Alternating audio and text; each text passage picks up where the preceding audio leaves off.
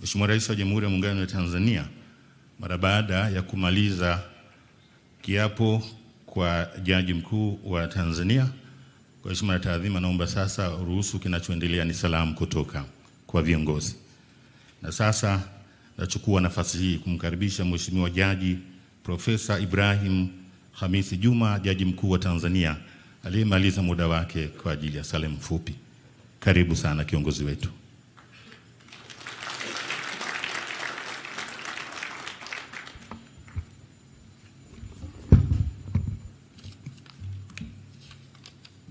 Mheshimiwa Dr. Samia Suluhu Hassan, Rais wa Jamhuri ya Muungano wa Tanzania, Mheshimiwa Kassim Majaliwa, Waziri Mkuu wa Jamhuri ya Muungano wa Tanzania, Mheshimiwa Dr. Tulia Ackson, Spika Bunge la Jamhuri ya Muungano wa Tanzania na Rais wa Umoja wa Mabunge, Mheshimiwa George Mcheche Masaju, Jaji Mkuu wa Jamhuri ya Muungano wa Tanzania, Mheshimiwa Hamis Ramadhani Abdallah, Jaji Mkuu wa Zanzibar, waheshimiwa majaji wa Mahakama ya Rufani, Mheshimiwa Dr. Mustafa Siani, Jaji Kiongozi, waheshimiwa majaji wa Mahakama Kuu, Mheshimiwa Balozi Moses Kusiluka, mtendaji mkuu wa Mahakama Elisante Ole Gabriel, msajili mkuu wa Mahakama Eva Nkia, Mheshimiwa bila kumsahau Mheshimiwa Waziri wa Katiba na Sheria, mkuu wa mkoa wa Dodoma na wakuu wa vyombo vya ulinzi na usalama, waheshimiwa mawaziri na wote ambao mmehudhuria hafla ya leo. Leo kwa kweli ni siku ya shukrani. Siku ya shukrani kwa Mwenyezi Mungu kwa kukuongoza wewe Mheshimiwa Rais kuweza kumtafuta, kumpata, kumteua na kumwapisha Jaji Mkuu wa 9 tangu nchi yetu ilipopata uhuru mwaka 1961, ambaye si mwingine bali ni George Mcheche Masaju.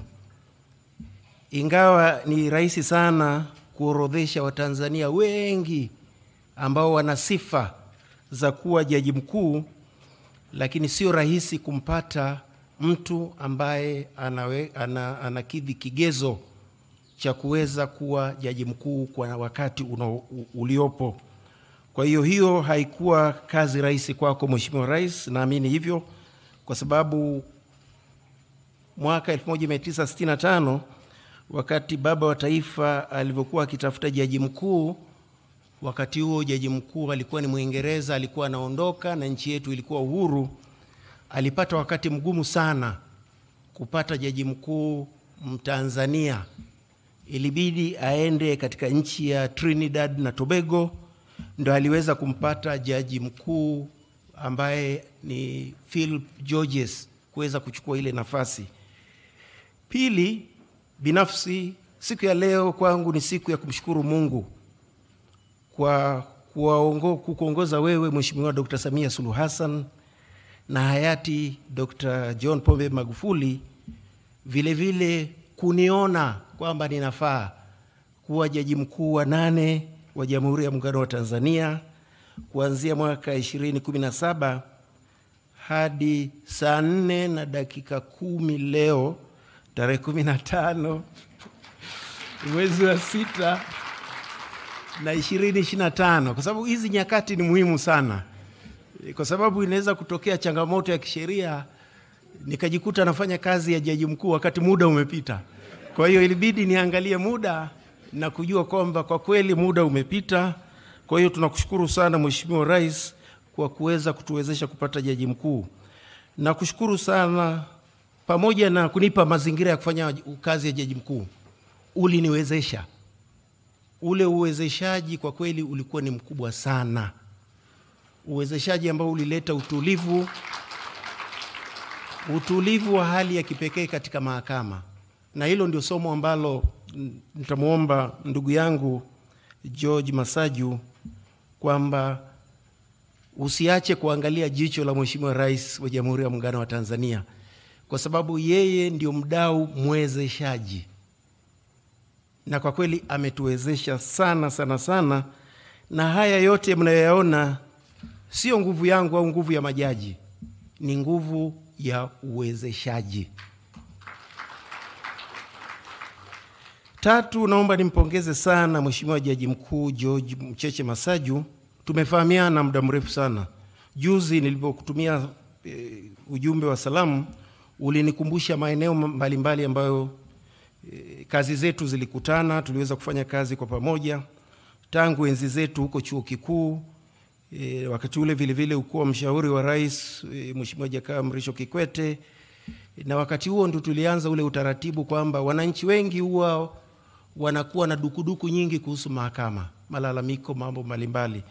Sasa uliweka utaratibu ambao wananchi wanamuomba Mheshimiwa Rais hebu ingilia shughuli za mahakama, lakini ukaweka utaratibu kwamba panapotokea changamoto yote kuhusu mahakama, unakuja mahakamani, unaonana na viongozi wa mahakama, tunatoa ufumbuzi.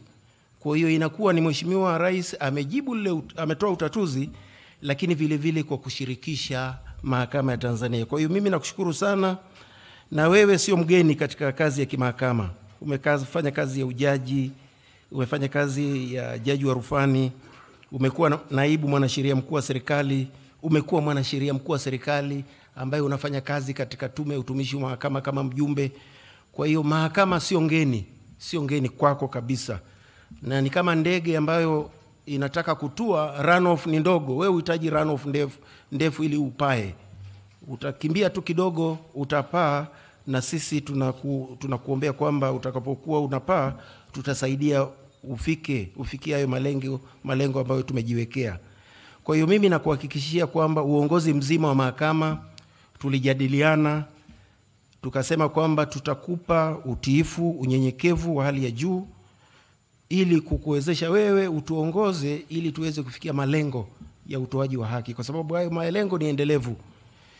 Kuna majaji wa rufani ambao wako tayari nyuma yako hapo, watakupa ushirikiano. Jaji kiongozi yuko tayari, mtendaji mkuu wa mahakama, msajili mkuu wa mahakama, hao wote ni viungo ambao wanaunganisha mihimili. Ukiwa una jambo ambalo unahitaji mihimili mingine itoe msaada, hawa ndio viungo. Na kwa kweli ile sheria ya usimamizi wa mahakama, sheria namba 4 ya 2011 imetusaidia sana, kwa sababu imeimarisha uhuru wa mahakama, kwamba serikali na bunge ndio wanasimamia rasilimali. Sasa sisi tunafikia ile rasilimali kupitia mtendaji mkuu wa mahakama na msajili mkuu wa mahakama, kwa sababu mara nyingi jaji au msajili akionekana anazunguka hazina, kuna wengine wanadhani uhuru wa mahakama uko mashakani. Lakini mtendaji mkuu wa mahakama akizunguka hazina, akifanya yote ambayo ameweza kufanya, unaweza kuona kwamba hiyo sheria ni msingi imara sana ambao umetuwezesha kuwa huru zaidi, na vile vile kuweza kupata rasilimali kutoka mfuko mkuu wa serikali. Vile vile utakutana na idara za mahakama ambazo mimi wanaziita idara ambazo zinakoleza maboresho. Kuna kitengo cha maboresho kinasukuma maboresho, idara ya maktaba, idara ya usimamizi wa mashauri, idara ya tehama, idara ya ukaguzi. Hizi zote zitakuwa chini ya mamlaka yako, na chochote unachokitaka kitafanyika katika zama hizi, kitafanyika, kwa sababu hawa wote watumishi wa mahakama siku zote ni watu waaminifu sana, waaminifu sana, na huwa wanasimama nyuma ya kiongozi wao ambaye sasa ni wewe. Sasa kuna siri moja, sio siri, nitakupa ni open secret, kwa sababu jaji mkuu yule aliyetoka Trinidad Tobago, Telford Georges, na jaji mkuu Francis Lucas Nyalali waliongelea sana hiyo siri. Na wabunge mara nyingi wanafahamu kwamba ukitaka kupata ruhusa ya speaker kuzungumza, wanasema you catch the speaker's eye. Yani jicho lako limuone speaker, speaker akikuona anakupa nafasi ya kuongea. Sasa hawa majaji wakuu Telford Georges na Lucas Nyalali wanasema jaji mkuu ni lazima jicho lako likamate jicho la Mheshimiwa Rais. Muangalie anafanya nini, na hicho anachokifanya kitasaidiaje mahakama. Kama kuna sheria, kama kuna miradi, siku zote unaangalia anachokifanya kitasaidiaje mahakama, na wewe ni mdau Mheshimiwa Rais ni mdau muhimu sana, kwa sababu bila uwekezaji wake hakuna chochote ambacho kinaweza kufanyika, kwa sababu anawekeza kwenye rasilimali watu, anaongeza majaji, mahakimu, budget vile vile. Hayo yote yanatokana serikali kuu na bunge. Sasa ni lazima tuwe na ushirikiano. Ingawa ukisikiliza sana mitandao ya kijamii, wanatafsiri hasi ya uhuru wa mahakama. Wengi wanadhani ule ushirikiano na mihimili mingine inaingilia uhuru. Sio kweli. Kwa sababu wewe unachotafuta katika ushirikiano ni rasilimali ya taifa ambayo inasimamiwa na mihimili mingine. Hicho ndio unachokitafuta. Na hata siku moja, na mimi sijawahi hata siku moja kukaa na Mheshimiwa Rais, Mheshimiwa Spika, Mheshimiwa Waziri Mkuu tukawa tunaongelea mambo ya kesi hata siku moja. Kwanza sina majalada hapa. Siku zote unaongelea mambo ambayo yana maslahi makubwa. Kwa hiyo zile tafsiri kwamba ukionekana unafuatilia ni kuingiliwa, nadhani hiyo sio kweli. Na siku zote fuatilia hotuba za Mheshimiwa Rais, kwa sababu mle ndani kuna ahadi fulani ambazo anazitoa, unaweza kuzitumia kama silaha. Nakumbuka tarehe 22 mwezi wa 4, ulikuwa ni mwezi mmoja tu baada ya Mheshimiwa Rais kukabidhiwa uongozi wa nchi, alilihutubia bunge la 12. Sasa kuna maneno ambayo aliyasema siku zote huwa anatembea nayo mfukoni, kwa sababu ukikutana naye unamkumbusha hii ahadi ulitoa.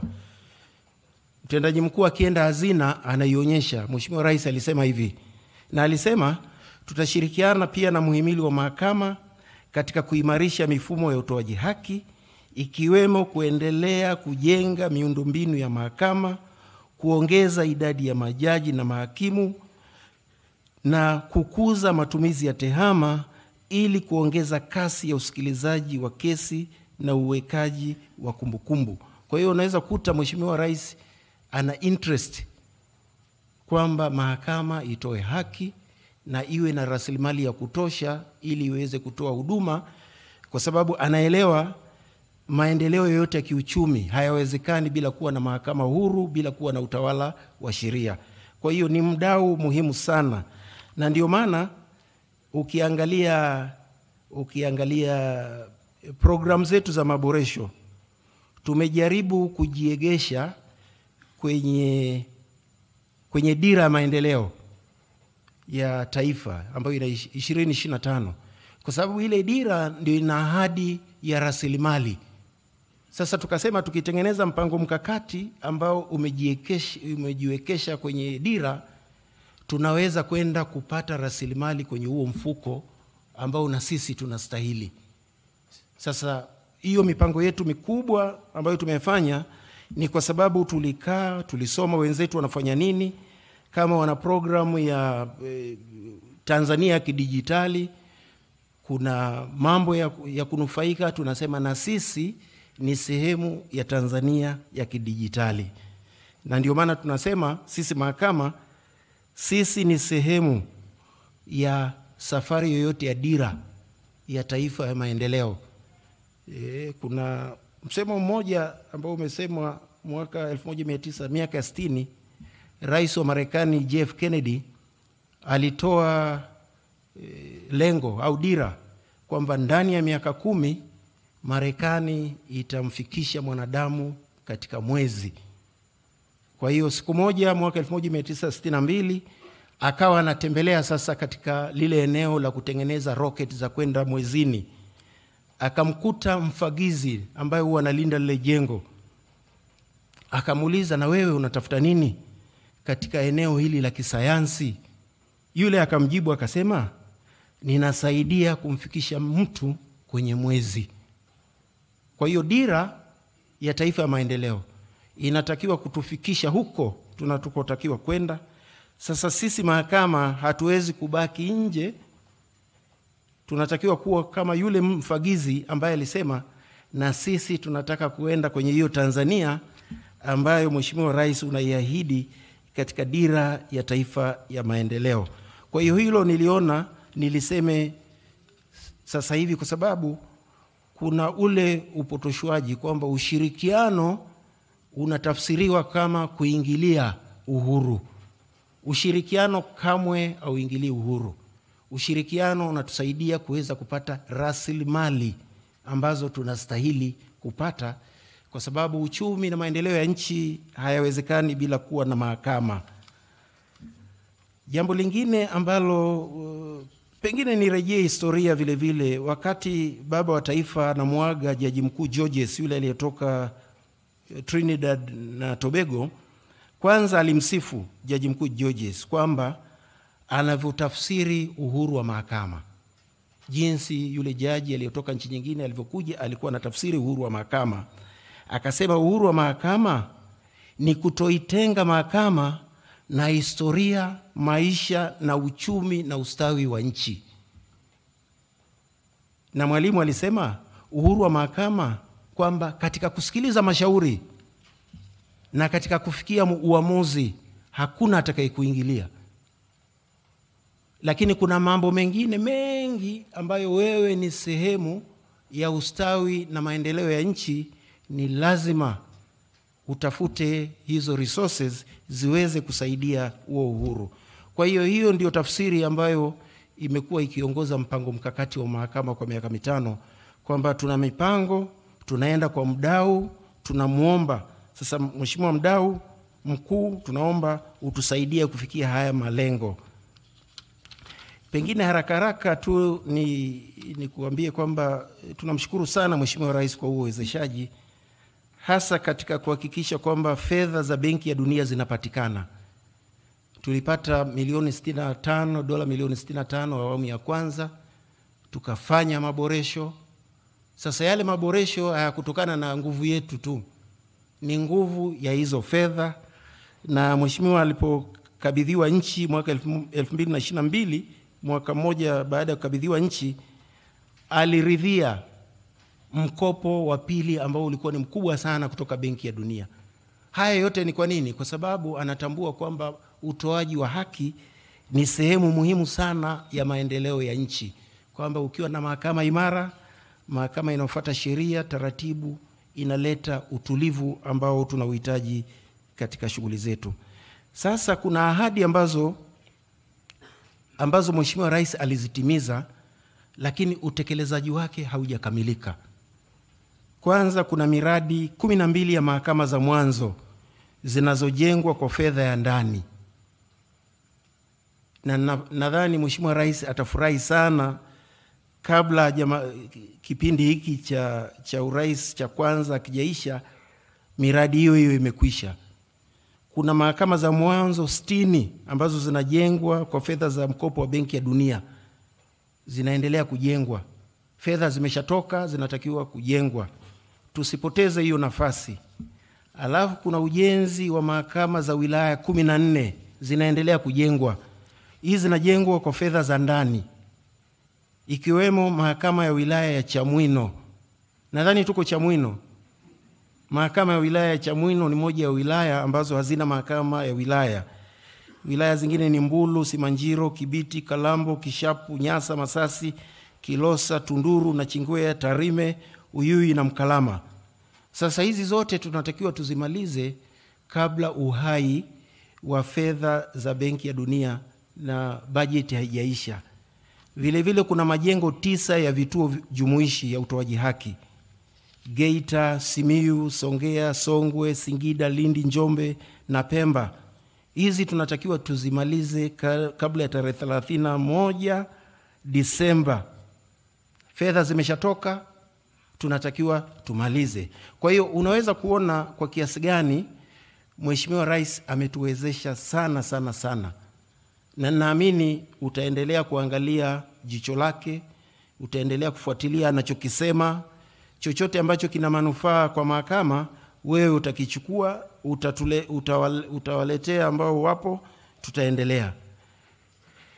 Nimalize kwa kukutakia Mheshimiwa Rais kila laheri katika kukamilisha mipango yako mikubwa ambayo ni kwa manufaa yetu wote. Mungu akubariki, Mungu ibariki Tanzania, Mungu ibariki mahakama ya Tanzania, Mungu mbariki Jaji Mkuu George Masaju. Nashukuru sana. Asante Profesa Ibrahim Hamisi Juma.